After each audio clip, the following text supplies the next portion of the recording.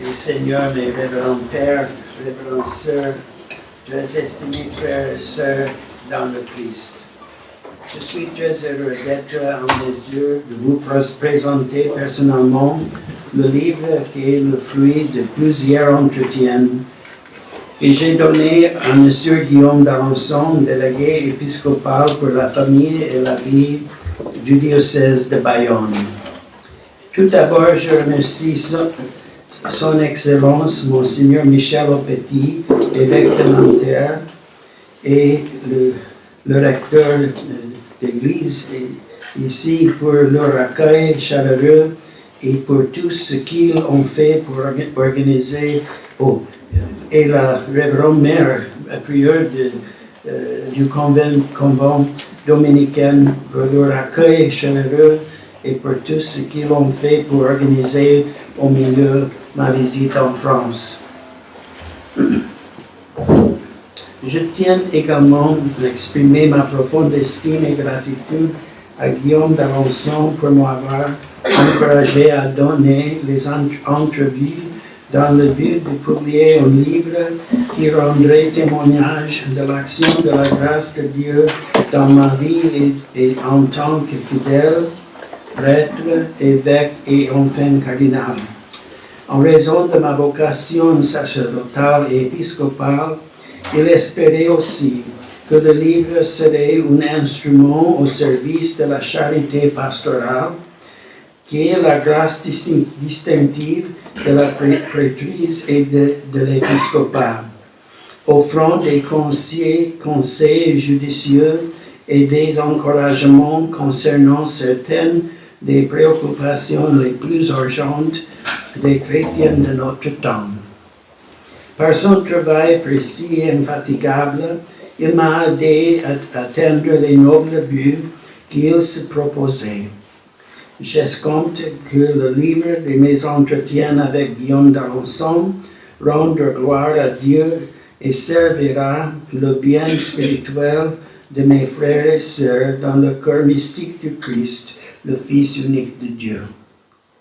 Pour moi, cela fut une source de croissance toute particulière dans la grâce de l'humilité devant Dieu et une source de confiance en sa providence qui est toujours l'amour parfait pour nous. Ayant achevé 40 ans de vie sacerdotale et de ministère le 29 juin de cette année, les entretiens avec Guillaume d'Alençon m'ont fourni l'occasion d'examiner plus attentivement le grand don de ma vie et ma vocation, et de réfléchir à ce que notre Seigneur peut encore me demander comme à son fidèle serviteur. Dans le même temps, je tiens à exprimer ma plus profonde gratitude aux éditions Artege, et en particulier à M. Loïc Mérian, M. Bruno Nougared et M. Jean-Philippe Bertrand pour la belle édition de l'ouvrage qu'ils ont produit. Je les remercie aussi avec Guillaume d'Alençon pour l'ensemble de leur travail visant à organiser ma visite en France à l'occasion de la publication du livre. La première partie des entretiens raconte l'histoire de mon enfance et le développement à la maison et dans ma paroisse et mon école catholique, de ma vocation à la prêtrise, de mon expérience de la formation des séminaristes, de mon ordination à la prêtrise et à l'épiscopat, et des différentes missions confiées à mes soins dans l'Église. Le livre fut pour moi l'heureuse occasion de me rappeler combien Dieu m'avait béni à travers mes parents, les curés et les religieuses qui enseignaient dans les écoles catholiques que j'ai fréquentées. Il m'a plu d'une manière particulière de rendre hommage à mes parents et à ma famille qui m'ont transmis fidèlement la foi et sa pratique comme elles leur avaient été transmises par leurs parents et grands-parents qui ont émigré aux États-Unis à partir de l'Europe et en particulier d'Irlande. Ma formation au séminaire a commencé durant ce qui semblait être un temps très tranquille pour l'Église. Le petit séminaire diocésain que j'ai fréquenté débordait de séminaristes quand j'y suis entré à l'automne de 1962. Alors que je poursuivais mes études au séminaire, ce dernier subissait d'une manière particulièrement dévastatrice la crise que l'Église a connue au cours des premières années de la mise en œuvre des enseignements du Concile œcuménique Vatican II. Ayant vécu cette période tumultueuse, symboliquement marquée pour les émeutes étudiantes de 1968 à Paris, j'exprime ma propre compréhension de ce qui est arrivé et de ses effets les plus difficiles sur tous les aspects de la vie ecclésiale et surtout sur la Sainte Liturgie. Cela m'a amené à m'interroger sur ce qui était sous-jacent à la tranquillité de mes premières années au séminaire et a conduit à la remise en cause incessante et soupçonneuse de la doctrine et de la discipline de l'Église. À cet égard, j'ai trouvé particulièrement lumineuse l'analyse de la crise post-conciliaire donnée pour le pape Benoît XVI dans son discours de Noël au Collège des Cardinaux et à la Curie romaine en 2005. En distinguant adéquatement l'enseignement du Concile œcuménique Vatican II et le soi-disant esprit du Concile, le pape Benoît XVI illustre comment le Concile ne peut être interprété correctement qu'au moyen d'une herméneutique de la réforme dans la continuité, et non pas au moyen d'une herméneutique de la discontinuité et de la rupture. Ayant vécu la période au cours de laquelle de nombreuses richesses de notre vie dans le Christ au sein de l'Église, qui s'était développée au long des siècles chrétiens et qui avait été si importante pour ma famille et pour moi, furent brusquement et parfois violemment remises en question, ridiculisées, répudiées et mises de côté, j'ai pu voir comment la véritable réforme souhaitée par les pères du Concile fut souvent trahie. Elle doit maintenant être étudiée de nouveau et mise en œuvre en accord avec l'enseignement et la pratique de l'Église telle qu'elle a été transmise jusqu'à nous depuis les apôtres. J'ai la grâce de connaître directement la plupart de ces richesses de la vie de l'Église et par conséquent, je comprends l'ardent désir de nombreux jeunes d'aujourd'hui qui ne les connaissent que par leurs études sur le sujet ou leurs conversations avec l'ancienne génération, de s'attacher si fortement à l'usus antiquior, à ce que nous appelons maintenant liturgiquement la forme extraordinaire du rite romain. Il y a un désir semblable de retrouver ce qui était indûment et injustement abandonné dans la catéchèse, les écoles et les universités catholiques, la formation au séminaire et la formation de religieux consacrés, et ainsi de suite. Je ne parle pas d'un exercice de nostalgie, mais d'une reprise de ce qui a été et continue d'être la beauté incomparable et durable de l'enseignement, du code, de la prière de l'Église et de la vie des vertus à travers les siècles, surtout en période de grande épreuve et même de persécution et des martyrs. La deuxième partie des entretiens reprend certaines des questions graves auxquelles l'Église est confrontée à notre époque. Les questions posées par Guillaume Alençon cherchent à comprendre les caractéristiques distinctes de l'expérience d'un prêtre et évêque des États-Unis d'Amérique par rapport à l'expérience de l'Église en Europe. Je suis heureux d'être en mesure d'examiner, pour le biais de ces questions, les fondements philosophiques profonds de tant de réponses hostiles à l'Église et à sa mission à notre époque, et aussi la meilleure manière possible pour un évêque diocésain de faire preuve de charité pastorale dans une culture qui s'est radicalement sécularisée. Par la providence divine, j'ai eu la grâce de connaître et de pouvoir répondre à la situation de l'Église de notre temps, à la fois par l'expérience de près de 14 ans comme évêque diocésain et aussi comme membre de la Curie romaine au service de l'Église universelle.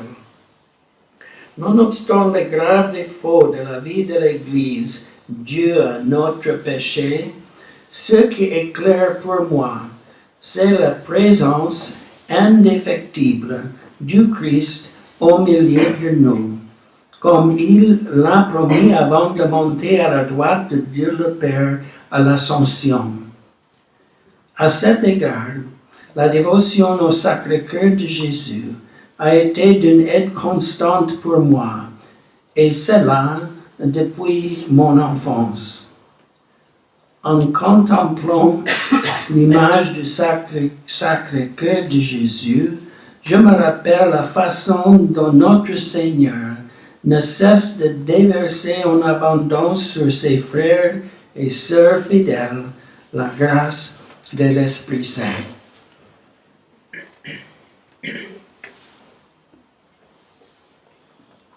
Je réfléchis souvent à un merveilleux enseignement de Saint Pape Jean-Paul II.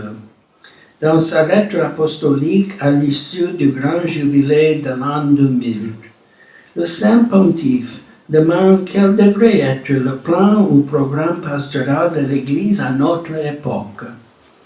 Il considère la tendance de l'homme contemporain à chercher toujours une formule magique ou une nouvelle formule. Il nous assure cependant que le plan pastoral de l'Église aujourd'hui est identique à ce qu'il a toujours été. C'est Jésus-Christ qui est vivant pour nous dans la tradition vivante de son corps mystique. Si, d'une certaine manière, mon petit livre que Guillaume d'Alençon m'a aidé à écrire permet au lecteur de voir plus clairement la présence de notre Seigneur dans sa Sainte Église et par-dessus tout dans la présence réelle de la Sainte Eucharistie, j'en rends grâce à Dieu. La troisième partie de cet ouvrage parle du renouveau spirituel, de la nouvelle évangélisation qui est la réponse appropriée à la crise de l'époque actuelle, comme le bienheureux pape Paul VI et le saint pape Jean-Paul II nous l'ont rappelé si souvent et avec force. Tout d'abord, le renouveau spirituel passera par la foi d'un goût renouvelé pour la Sainte Liturgie, comme source et plus haute expression de notre vie dans le Christ, et d'une façon particulière, par l'enrichissement mutuel souhaité et encouragé par la célébration de la Sainte Messe et l'administration des autres sacrements, à la fois selon la forme ordinaire ou forme de la réforme postconciliaire, et selon la forme extraordinaire ou forme en usage durant une période préconciliaire. Il est vrai que la nouvelle évangélisation prend place à la maison, dans la famille, dans laquelle la foi est d'abord enseignée, où la prière est d'abord connue, et dans laquelle la vie des vertus est communiquée. Mais la famille, qui est une église domestique, tire sa foi et sa vie de la Sainte Liturgie.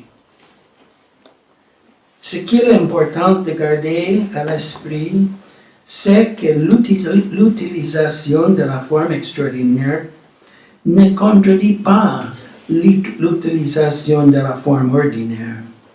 La forme extraordinaire n'est pas préconciliaire dans le sens d'une discipline liturgique qui n'a rien à voir avec les réformes prescrites par le bienheureux pape Paul VI après le concile œcuménique Vatican II. Ma propre expérience dans l'offrande du saint sacrifice de la messe et l'administration des autres sacrements, selon les deux formes, ordinaire et extraordinaire, du rite romain, m'a amené à voir plus clairement la sagesse de la loi liturgique promulguée pour le pape Benoît XVI. Ces entretiens m'ont conduit à réfléchir sur la contribution particulière de l'Église en Afrique et en Asie pour la réforme de la vie ecclésiale.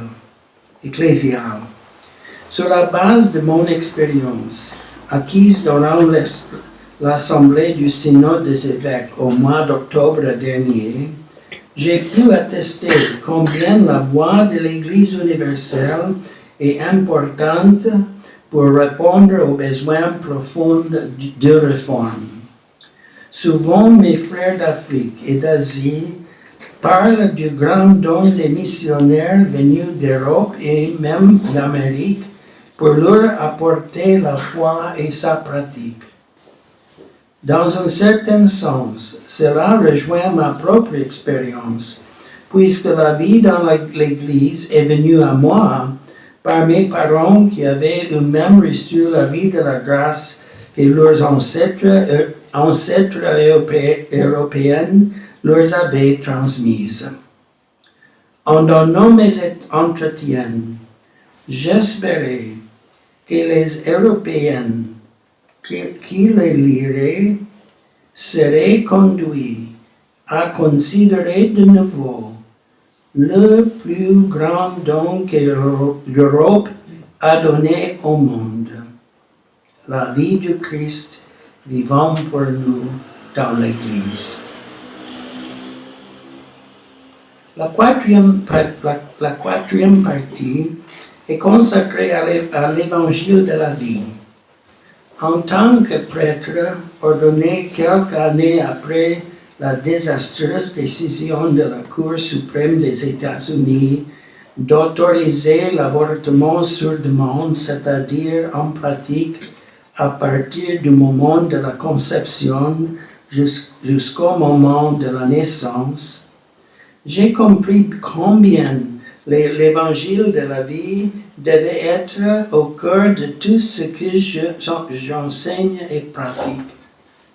Il a été particulièrement important pour moi, en tant que pasteur d'âme, de donner un puissant encouragement et la primauté à l'apostolat du respect de l'inviolabilité de la vie humaine innocente et sans défense, à partir du moment de la conception jusqu'à la mort naturelle. Si souvent j'ai été profondément édifié par l'engagement indéfectible du laïcat catholique, qui s'est mis à défendre les vérités les plus fondamentales de la loi morale naturelle et de notre foi catholique. Il n'y a aucune situation plus mauvaise dans la société d'aujourd'hui que la destruction massive des vies innocentes et sans défense dans le ventre de leur mère.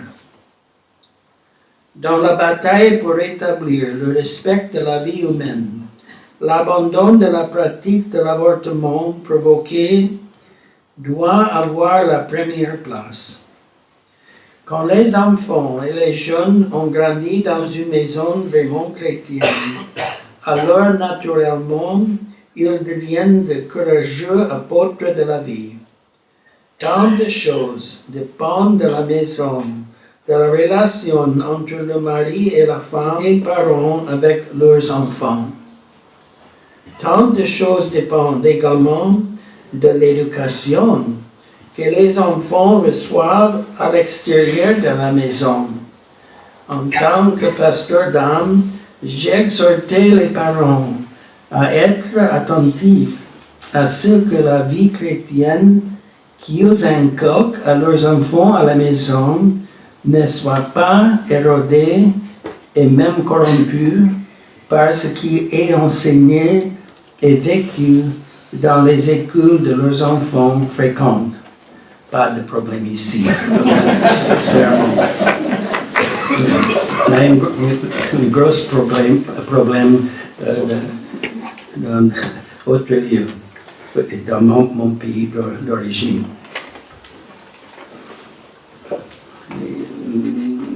Les parents doivent être très attentifs aux écoles maintenant, aujourd'hui. La 5e partie du livre traite ce qui est peut-être la question la plus critique à l'heure actuelle dans l'Église, le mariage et la famille. Les assemblées du synode des évêques en octobre de l'année dernière et en octobre prochain ont été convoquées pour sauvegarder et promouvoir la splendeur de la vérité sur le mariage que Dieu avait créé dès le commencement et que notre Seigneur a rétabli en sa beauté originelle. Il ne fait aucun doute que le mariage qui a été l'objet d'attaques depuis des décennies dans la culture laïque est soumis à une attaque plus féroce encore à notre époque, et même parfois au sein de l'Église. Au même titre que l'assaut sur le mariage, toute la question de notre identité en tant qu'homme et en tant que femme, de la signification de la sexualité humaine comme la voie de l'amour pur et chaste entre un homme et une femme qui a sa couronne dans la procréation et l'éducation des enfants, est remise en question. Le mariage et son fruit, la famille, sont la première cellule de la vie de l'Église et de la société en général. Pour cette raison, il est essentiel que la vérité du Christ sur le mariage et la famille soit pensée et enseignée avec un nouvel enthousiasme et une nouvelle détermination. Aujourd'hui, il est souvent dit que l'Église doit s'adapter à la culture contemporaine, changer aussi sa langue pour ne pas offenser la culture. Il est de mon expérience que ce que les personnes honnêtes attendent le plus de l'Église est l'enseignement de la vérité du Christ. Un tel enseignement requiert que l'Église utilise un langage qui respecte l'ordre objectif avec lequel Dieu nous a créés et a créé notre monde. Il est absurde de dire que le droit naturel ne signifie plus rien dans notre culture. Dieu a écrit sa loi dans chaque cœur humain et les Saintes Écritures ont enseigné la même loi. Il n'y a pas de contradiction entre la raison et la foi. Quand la vérité est proclamée par l'Église, les personnes honnêtes sont attirées par elle, parce qu'elle parle de ce qui est le plus profond dans leur cœur. D'une certaine façon, aujourd'hui, nous semblons avoir perdu notre confiance en la loi naturelle et en ce que l'Église a toujours enseigné et pratiqué au sujet de la vie humaine et de son berceau, la famille.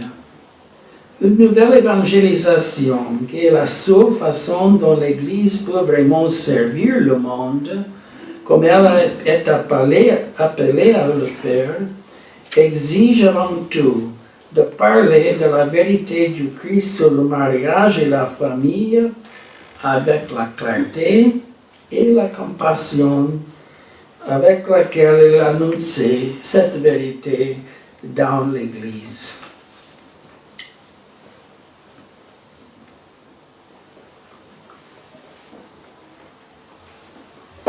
La dernière partie des entretiens est un résumé de l'ensemble de leur contenu.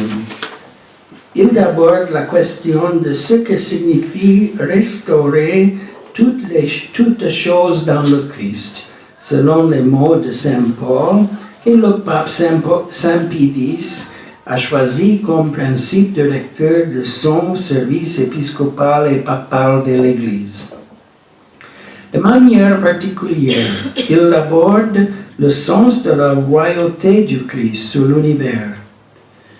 Malheureusement, aujourd'hui, le terme de roi est souvent interprété de manière idéologique et par conséquent mal compris. Pour être un roi, comme le pape Saint Jean-Paul II l'a enseigné d'une façon merveilleuse dans sa première encyclique Redemptor Hominis, il faut pratiquer toutes les vertus que nous permettent de rendre gloire à Dieu et de servir nos frères et sœurs avec une intention pure et désintéressée. Selon la sagesse que nous fut enseignée dans notre enfance, servir, c'est régner. En France, vous avez dans la sainteté héroïque de Saint Louis IX un modèle particulièrement lumineux de ce que signifie être un roi. Il a été pour moi une inspiration particulière dans ma réflexion sur la relation entre l'ordre surnaturel et l'ordre temporel. Dans la dernière partie des entretiens, je voulais souligner tout spécialement le service irremplaçable rendu par les fidèles laïcs dans la sanctification de l'ordre temporel. Aujourd'hui, parce qu'il y a tant de corruption dans le monde des affaires et le gouvernement et même dans l'éducation et la santé, les fidèles catholiques sont tentés de rester éloignés de ces champs essentiels de l'activité humaine. Pourtant, leur état de vie les appelle précisément à évangéliser ces domaines d'activité en vue du bien commun, du bien de tous les frères et sœurs. À cet égard, j'ai réfléchi sur le fait que j'ai moi-même, en tant que pasteur de l'Église, la grave responsabilité de communiquer l'enseignement moral qui guidera inévitablement les fidèles dans leurs engagements au sein de l'ordre temporel, de sorte qu'un tel engagement ne soit pas l'occasion de compromettre leur foi, mais plutôt l'occasion de croître dans la foi et dans sa mise en pratique. À cette fin, le culte, la vie de prière et la dévotion sont essentiels. L'exemple de Saint Louis est limpide. Ces journées, consumées par de nombreux soucis temporels, étaient ancrées et centrées sur la Sainte Liturgie et la vie de prière qui découlait de sa communion avec le Christ dans la Sainte Liturgie. Encore une fois, je remercie tous ceux qui ont rendu possible l'écriture et la publication du texte de mes entretiens avec Guillaume d'Alençon. C'est mon espoir et mon vœu que la publication d'un cardinal au cœur de l'Église fasse avancer dans une petite mesure la nouvelle évangélisation, le chemin de l'Église dans tous les temps et en particulier à notre époque. Je termine en répétant les mots avec lesquels j'ai conclu mes entrevues. Mon espérance est que l'Église soit de plus en plus fidèle à son identité d'épouse du Christ dans son enseignement, dans son culte, dans sa prière et sa dévotion et dans sa vie morale.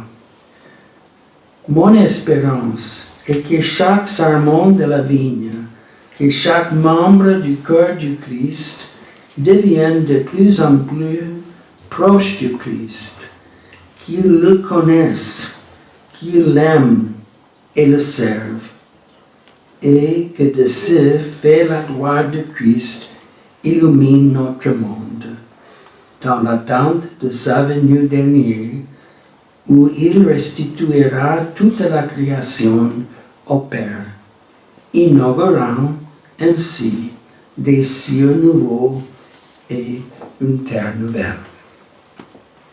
Dieu veut que cette espérance soit communiquée à tous les lecteurs du livre. Je vous remercie pour votre aimable attention et votre passion à l'égard de ma prononciation de votre belle langue. Que Dieu vous bénisse toujours et ainsi que vos foyers. Merci beaucoup.